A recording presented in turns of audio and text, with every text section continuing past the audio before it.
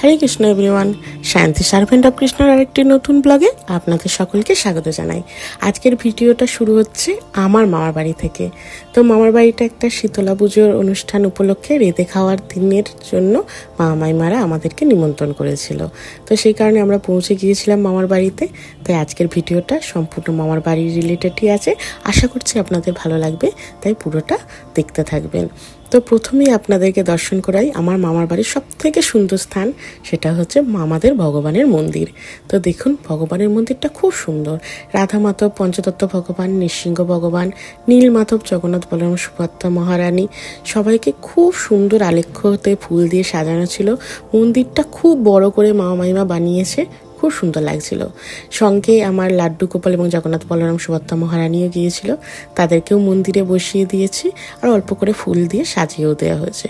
খুব সুন্দর লাগছিল মন্দিরটা। আমি অনেক দিনকার পর মামার বাড়ি গেছি, এই মন্দিরটা দেখে আমার খুব ভালো লেগেছে।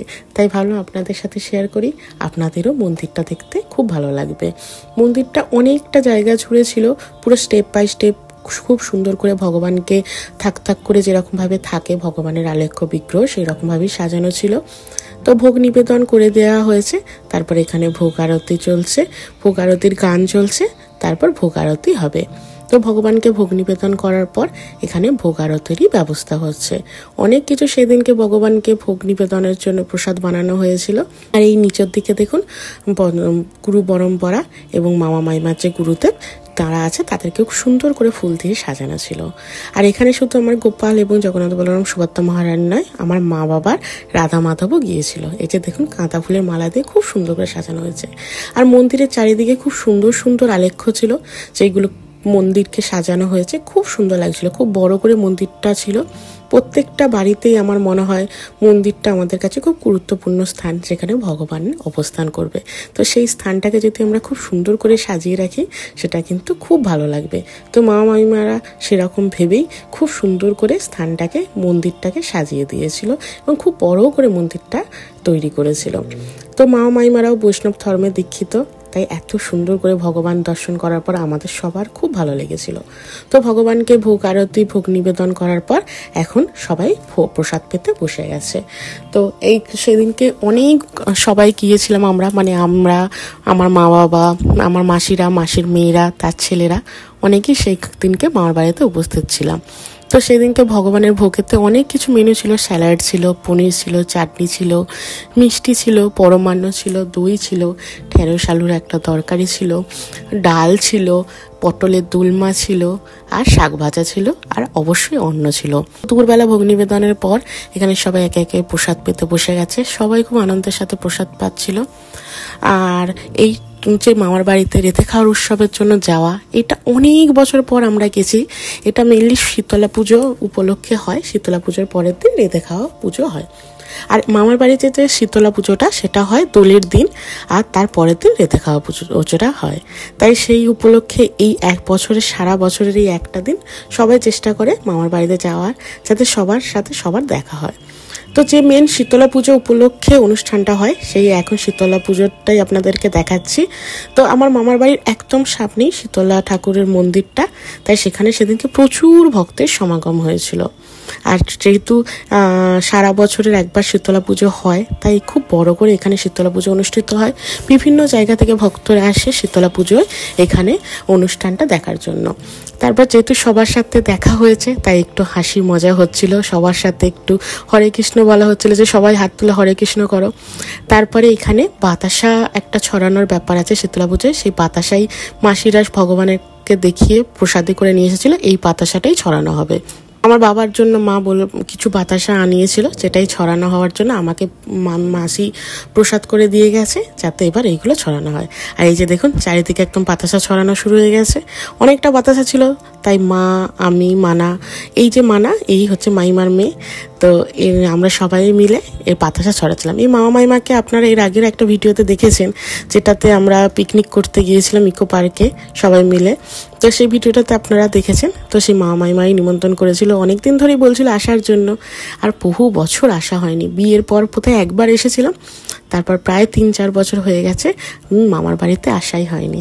তারপরে এই যে আপনাদেরকে ভাবলাম যে শীতলা পুজো উপলক্ষে আসা, সেই শীতলা ঠাকুরের মন্দিরটাই আপনাদেরকে দর্শন করাই। এটাই হচ্ছে মামার বাড়ির শীতলা ঠাকুরের মন্দিরটা। আর সেদিনকে বহু ভক্তরা সুন্দর করে পুজো দিয়ে গিয়েছিল। একদম চারিদিকে পুজোর ডালি সাজানো ছিল, আর ঠাকুরমশাই এখানে চরণামৃত দিচ্ছিল। মন্দিরটা খুব সুন্দর করে এখানে আছে। বছরে এই দোল পুজোর দিনই, মানে দোল পূর্ণিমার দিনই খুব সুন্দর করে শীতলা পুজো এবং পরের দিন রেঁধে খাওয়াটা উদযাপন হয়। আমরা ছোট ছিলাম তখন থেকেই মামার বাড়ি আসা।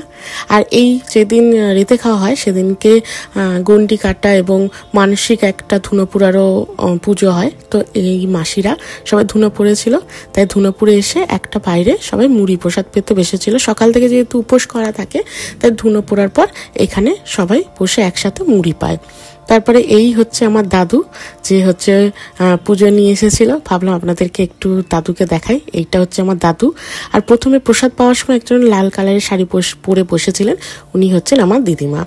তো ছোটবেলা একদম যখন ছোট ছিলাম তখন ন্যাড়া পোড়ার দিন থেকে একদম রেঁধে খাওয়ার দিন বা পরের দিন পর্যন্ত মামার বাড়িতে আমরা সবাই কাটাতাম। ছোটবেলার মজাটা একদম অন্য রকমই ছিল। সেই সারা বছর ধরে আমরা ওয়েট করে থাকতাম যে কবে দোল আসবে, মামার বাড়িতে শীতলা পুজো হবে আর আমরা মামার বাড়ি যাব। তো তখন শুধু আমরা নয়, মাসির মেয়েরা, মামার বাড়ির সবাই এবং মামা মাইমাদেরও সমস্ত রিলেটিভরা এই দোলের সময় আসতো। উপলক্ষে এবং এই শীতলা পুজো উপলক্ষে মামার বাড়িতে খুব সুন্দর বড় করে মেলাও বসে। তো এই মেলাগুলো দেখে খুব ভালো লাগছিল, ছোটবেলার দিনের মতন। আর ছোটবেলায় না দেখতাম যে এই শীতলা পুজো উপলক্ষে শয়লার গানও হয়, যেটা এই বছর শুনলাম হয়নি। তো এখনও হয়তো অনেক জায়গায় শয়লার গান হয়। অ্যাকচুয়ালি শীতলা পুজো উপলক্ষে আমি আমার বাড়িতে, শ্বশুর বাড়িতেও দেখেছি শয়লার গান হয়। আর ন্যাড়াপুরার দিন থেকে শয়লার গানটা স্টার্ট হয়ে যায়। আমরা তো ছোটবেলায় এরকম করতাম যে যেখানে শয়লা হবে সেখানেই একদম চাটা মাদুরি ছিল ছোটবেলায়, সেরকম পেতে দিয়ে আসতাম যাতে সবাই খেয়ে আসার পর আমরা আর কি বুঝতে পারি। কারণ প্রচণ্ড ভিড় হতো, অনেক দূর থেকে সবাই আসতো এই শয়লার গান দেখতে, তাই জায়গা পাওয়া যেত না। আর আমার যেহেতু মামার বাড়ির একদম মানে উঠানের সামনে শীতলা ঠাকুরের মন্দির এবং সেখানেই শয়লা হতো, তাই একদম সন্ধ্যাবেলা থেকে আমরা চারটারে পেতে আসতাম। এইটার জন্য অবশ্য আমার মাসিরা খুব এক্সপার্ট ছিল। তারপরে আর এখানে শীতলা ঠাকুরের সাথে আছে শিব ঠাকুর আর অলা বিবি, তো 3 জায়গাতেই সবাই পুজো দিতাম। ছোটবেলায় আমার দেখতাম আমার দাদু হচ্ছে এই শীতলা মন্দিরে সেবা কাজ করতো। তো দাদুর সাথে এই সমস্ত পুজোগুলো নেওয়া, তারপর ন্যাড়াপুরার দিন সমস্ত কিছু রেডি করা, খুব সুন্দর লাগতো সেদিন। এদিকে এই পুজো উপলক্ষে মেলা বসেছিল, ঘুগনি, ফুচকা, আইসক্রিম, আবার দেখছিলাম ভেজ মোমো, সমস্ত কিছু এখন দেখতে পাচ্ছি বসছে। আগে একটু অন্যরকম ভাবে হতো, আগে তো এরকম মোমো টোমোর চল ছিল না, কিন্তু যত দিন যাচ্ছে তত নতুন কিছু আপগ্রেড হচ্ছে। আর দেখলাম মানুষ খুব এখানে উপভোগও করছিল, খুব ভালো লাগছিল, সবাই মোমো খাচ্ছিল, আইসক্রিম খাচ্ছিল। তো একটা অন্যরকমই ছিল। আসলে আস্তে আস্তে মানুষ দিন যাচ্ছে, সমস্ত কিছু অ্যাকসেপ্ট করছে, আর নতুন পুরাতনকে মিলিয়েই তো আমাদের চলতে হবে। তারপর দেখলাম এখানে পর একটা মকটেলেরও সুন্দর একটা দোকান করেছে এবং সেখানে বেশ ভালো ভিড় ছিল, একদম সুন্দর করে বানিয়ে দিচ্ছে। এখন মেলায় এই সমস্ত জিনিসপত্রগুলো দেখা যায়, কিন্তু আগে যখন আমরা ছোট ছিলাম মেলায় যেতাম, আমার খুব ভালো মনে আছে যে আমার ঠাকুমা দিদিমাদের সাথে মেলায় যেতাম, তখন মাটির জিনিস বিক্রি হতো, মাটির পুতুল, মাটির হাঁড়ি, বাসন, উনান, এই ধরনের জিনিসপত্রগুলো বিক্রি হতো, আর আমরা খুব কিনতাম ওই মাটির জিনিস। তারপরে তো আরও বিভিন্ন ধরনের প্লাস্টিকের কল, প্লাস্টিকের খেলনা বাসন, এই ধরনের জিনিসপত্রগুলো আমার খুব মেলাটা দেখে মনে পড়ছিল। এখনও মেলায় সেই ধরনের জিনিসপত্রগুলো বিক্রি হচ্ছে, কিন্তু মেলার ওই জিনিসপত্রের থেকে দেখলাম খাবার স্টলটা কিন্তু প্রচুর বেশি ছিল। থেকে আরম্ভ করে মকটেল, ভুট্টা, সমস্ত কিছু এইখানে দোকান ছিল। আর যত দিন যাচ্ছে মাটির জিনিসের যে খেলনাগুলো সেগুলো তো হারিয়ে গেছে। এখন আর আমি খুব একটা মেলাতে ওই ধরনের জিনিসপত্রগুলো দেখতেই পাই না। তারপরে ভালো করে ভাবলাম যে আপনাদেরকে একটু মেলাটা ঘুরিয়ে দেখাই। অনেক দিনকার পর এই ধরনের মেলায় গেছি, তাতে আমার খুব ভালো লেগেছিল, তাই ভাবলাম আপনাদেরকে মেলা দেখাই। আর মন্দিরের একদম পাশে বড় মাঠেতে খুব সুন্দর করে একদম মেলাটা বসে, 3 দিন থাকে মেলাটা এবং সবাই খুব আনন্দ উপভোগ করে। একদম ন্যাড়াপড়ার দিন থেকে মেলাটা বসে যায়, রেঁধে খাওয়ার দিন পর্যন্তই মেলাটা হয়। অবশ্য রেঁধে খাওয়ার দিন একটু মেলাটা কমে যায়, কারণ এই যে রেঁধে খাওয়া উৎসবটা সবাই দেখেছি যে মাটির উনুন করে রেখে দিয়ে যায়, বিকেলবেলা এই পুজোর সময় করে সব জিনিসপত্র এনে এখানে রন্ধন করে খেয়ে তারপর বাড়ি যায়। আর এখানের এই টেডিগুলো দেখে আমার কিন্তু খুব ভালো লাগছিল। এখানে বাচ্চাগুলো, মানে যত বাচ্চা ছিল সবাই এই জায়গাটা দাঁড়িয়ে যাচ্ছিল, আমারও দেখতে কিন্তু খুব ভালো লাগছিল। মেলায় ছোট ছোট চাবির রিং, ব্যাগ, হেয়ার ব্যান্ড, সমস্ত ধরনের জিনিসপত্র, মানে হরেক মালের জিনিস ছিল। আমি যখন ছোট ছিলাম তখন 10 টাকা 20 টাকা হরেক মাল শুনেছিলাম। এই মেলাতে গিয়ে দেখি না 40 টাকা হরেক মাল হয়ে গেছে। আসলে সময়ের সাথে সাথে একটু দামটা তো বেড়েই যায়। তারপর এখানে চপ ভাজছিল। ওই যারা মানসিক পুজোর জন্য ধুনো পরে গন্ডি কাটে সারাদিন উপোস থাকার পর অনেকেই দেখেছি এখান থেকে চপ, সিঙ্গারা, জিলিপি কিনে নিয়ে যায়। তারপর মুড়ি নিয়ে আসে, কেউ কেউ ঘুগনি বানিয়ে আনে, সেটাই বসে সবাই প্রসাদ পায়। সারাদিন উপোস করার পর একসাথে বসে সবাই একদম প্রসাদ পেয়ে তারপরে ঘরের ভেতর ঢোকে। তো সেই রকমই এখানে সবাই চপ ভাজছিল। আর দেখছিলাম খুব ভিড়ও ছিল, কারণ এইখানে একটাই চপের দোকান বসেছিল আর নাকি শুনছিলাম খুব ভালো বানাচ্ছিল, তাই খুব ভিড় হয়েছিল। তো একটু আগে মন্দিরের ভেতর যে পুজোর ডালিগুলো দেখছিলাম, এখানে ওই টোকেন নাম্বার ডেকে ডেকে এখানে পুজোর ডালিগুলো দেওয়া চলছিল। প্রচুর মানুষ, প্রচুর ভক্ত পুজো দিয়েছিল, তাই এক এক করে সবাইকে নাম্বার ধরে ধরে ডেকেই প্রত্যেক বছর দেখেছি দেয়া হয়। আর খুব সুষ্ঠুভাবে পুজোটা এইভাবেই সম্পন্ন হয়। তারপরে ওই মুড়ি এখন প্রসাদ পেতে বসা হয়েছে সন্ধ্যাবেলা। মাইমা সবার জন্য মুড়ি ঘুগনির ব্যবস্থা করেছিল। তারপর মাইমাদের কিছু ভক্ত আর সেই দিনকে এসেছিল সন্ধ্যাবেলা মুড়ি প্রসাদ পাচ্ছিলাম সবাই একসাথে বসে। বেশ কিছু প্রসাদ বানিয়ে নিয়েছিলেন, তো সেইগুলোই এখন সবাই মিলে বসে একসাথে মুড়ি প্রসাদ পাবো। ঘুগনি ছিল, মুড়ি ছিল, তারপরে একটু পকোড়া আর যে বাজারে জিলিপি বিক্রি হচ্ছিল সেইগুলোই ভগবানকে ভোগ নিবেদন করে আমরা একসাথে সবাই প্রসাদ পেতে বসেছি। আর এই হচ্ছে মানা, মানে মামিমার মেয়ে। একসাথে সবাই মিলে প্রসাদ পাচ্ছি, খুব আনন্দ হচ্ছিল। সকাল থেকে একদম পৌঁছে গিয়েছিলাম, রাত্রির পর্যন্ত ছিলাম। সারাদিন সবাই মিলে খুব হই হুল্লোড়, ভগবানের কথা, নাম সংকীর্তন সমস্ত কিছু নিয়ে খুব খুব মজা করেছিলাম। অনেক বছর ধরে আসার ইচ্ছা ছিল এই হোলি এবং রেঁধে খাওয়ার উৎসবের জন্য, কিন্তু বিভিন্ন কারণের জন্য হয়ে ওঠেনি।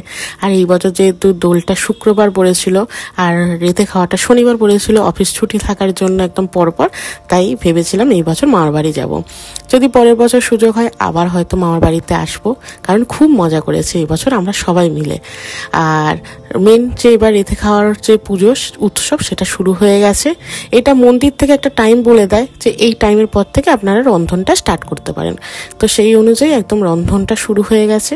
আর ছোটবেলা থেকেই দেখছি এই যে রন্ধন উৎসবটা সেটা খুব আনন্দের। তো সেদিনকে মেনুতে অনেক কিছু ছিল, তাই মাইমা বসে গিয়েছিল এক এক করে রন্ধন করার জন্য। আসলে অনেকগুলো রন্ধন করতেও অনেকটা সময় লাগবে, তারপর অনেকগুলোই ভক্ত ছিল, মানে আমরা সবাই ছিলাম আর কি। তো সেই কারণে একদম সন্ধ্যাবেলা থেকে রন্ধন করতে শুরু করে দিয়েছে। তো সেদিনকে রন্ধনে ছিল পোস্ত দিয়ে আলু ভাজা, ইঁচড়ের একটা সবজি, আলু বড়ির একটা সবজি, ডাল, চাটনি, পরমান্ন, অন্ন, সমস্ত কিছু দিয়ে রেঁধে খাওয়া হয়। অবশ্যই রেঁধে খাওয়াটা এই মামার বাড়িতে যে যেরকম পারে সেরকমভাবেই রন্ধন করে। তবে সবার বাড়িতেই দেখেছি মোটামুটি একটা পোস্ত, ডাল, আলু ভাজা, পটল আলুর সবজি বা এঁচড় আলুর সবজি, চাটনি, এই ধরনের জিনিসগুলো হয়। আর এই যে সবুজ কালারের পাঞ্জাবি পরা দেখলেন, সবাইকে হেল্প করছে এমনি আমার মামা। আর এই সবুজ কালারের শাড়ি পরা যিনি রন্ধন করছেন তিনি হচ্ছে মাইমা।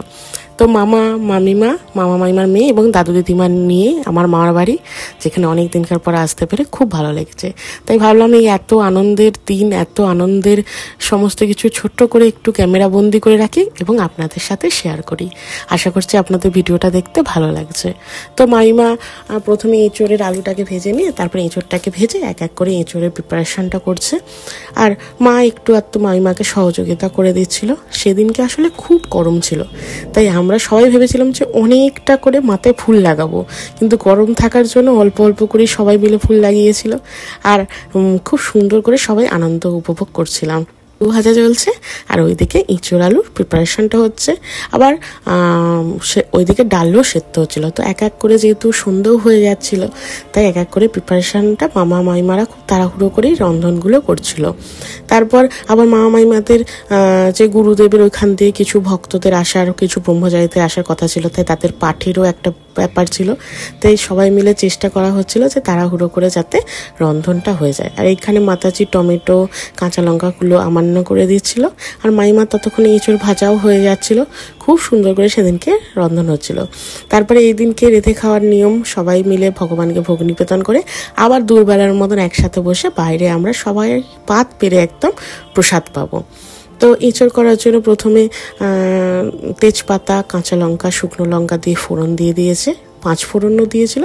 তারপরে টমেটো আমান্য করে সমস্ত কিছু একসাথে মশলা কষিয়ে এঁচড়টা হবে। তো তো এক এক করে সমস্ত কিছু দিয়ে দিচ্ছিল।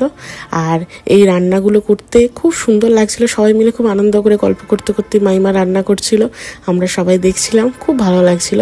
এত বছর পর এই সমস্ত অনুষ্ঠান ভক্ত সেবায় যোগদান করে সবাইয়ের সাথে একসাথে কথা বলে, তারপর মাসির মেয়েরা সবার সাথে অনেকদিনকার পর দেখা হলো। ওভারঅল খুব খুব ভালো লেগেছিল। তাই ইচ্ছা আছে পরের বছর যদি আবার ঠিকঠাক ছুটির দিনে হয়, আমি প্রভু সবাই মিলে আবার যাব এবং অনেক হই হুল্লোড় করবো। তো তারপরে মাইমার মশলা কষা হয়ে গিয়েছিল, তো এঁচোড়ের আলু আর এঁচোড় সমস্ত কিছু দিয়ে এবার এঁচোড়ের সবজিটা বানিয়ে নেবে। খুব সুন্দর রন্ধন করে আমার মাইমা। তো সেদিনকেও সবাই খুব সুন্দর করে সবাই মিলে রন্ধন করছিল, আর আমরা সবাই পাশে বসেছিলাম। আমি একটু আলু আরে ভেজে দিচ্ছিলাম। তো তারপরে এখানে দেখুন রন্ধনটা খুব সুন্দর করে হচ্ছে। আর এই শীতলা পুজোটা যেহেতু সবার আবেগ, মোটামুটি সবার বাড়িতেই দেখছিলাম সবার বাড়ির মেয়েরাও আসে। এমনকি আমি আমার বাপের বাড়ি শ্বশুর বাড়িতেও থাকি, শীতলা পুজোর সময় যে যেখানেই থাকুক সারাটা বছর ওয়েট করে থাকে এবং এই শীতলা পুজোর সময় আসার খুব সবাই চেষ্টা করে। বিশেষ করে আমার শ্বশুর বাড়িতে দেখেছি শীতলা পুজোয় পাড়ার প্রায় সবাই আসে।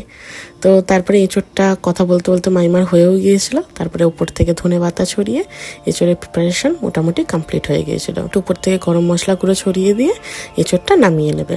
এবার যেহেতু ডাল মানে মুগ ডাল, তো মুগ ডালটা সেদ্ধ করে রেখেছিল, এই এঁচোড়টা নামানোর পর মুগ ডালটা করে নিয়েছিল। তারপর ওইদিকে আলু ভাজা, তারপরে সমস্ত কিছু প্রিপারেশন হয়ে গিয়েছিল। এইগুলো হয়ে যাওয়ার পর অন্ন করলেই মোটামুটি রেঁধে খাওয়ার যে মেন রান্নাগুলো সেগুলো হয়ে যাবে। তারপর ভগবানকে ভোগ নিবেদন করে আমরা সবাই প্রসাদ পাবো। তো অনেকটা ইঁচড় হওয়ার জন্য গরম, মামাই একটু নামিয়ে দিচ্ছে। মামা এই ধরনের সমস্ত জায়গায় গেলে আমাদের বাড়িতে কোনো ভক্ত সেবা হোক বা কারোর বাড়িতে ভক্ত সেবা হোক, মামা খুব হেল্প করে। তো খুব ভালো লাগে।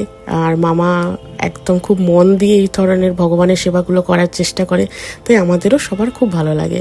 তো এখানে ডালের জন্য পাঁচফোড়ন, তেজপাতা, শুকনো লঙ্কা এবং টমেটো, কাঁচা লঙ্কা দিয়ে করছে ডালটা। খুব সুন্দর হয়েছিল সেদিনকে ডাল। মেনুটা তো আপনাদেরকে বললাম, মোটামুটি এই ধরনের মেনুগুলোই হয়ে থাকে এবং ওখানে যারা রেঁধে খাওয়ার অনুষ্ঠান করে তারা এই ধরনের মেনুগুলোই করে রাখে। সেদ্ধ হয়ে গেছে, এখন আদা বাটাটা দিয়ে দিচ্ছে, দিয়ে ডালটাকে সুন্দর করে ফোড়ন দিয়ে দেবে। আর ডালটা যেহেতু নুন হলুদ দিয়ে সেদ্ধ করা ছিল, তাই বেশি সময়ও লাগে না। অল্প বিস্তর ডাল দেওয়ার পরেই একটু ফোটাতেই ডালটা খুব সুন্দর করে হয়ে গেছে। আর আমার মা বাবা ন্যাড়া পোড়ার দিন থেকে চলে গিয়েছিল, আমরা গিয়েছিলাম রেঁধে খাওয়ার দিন।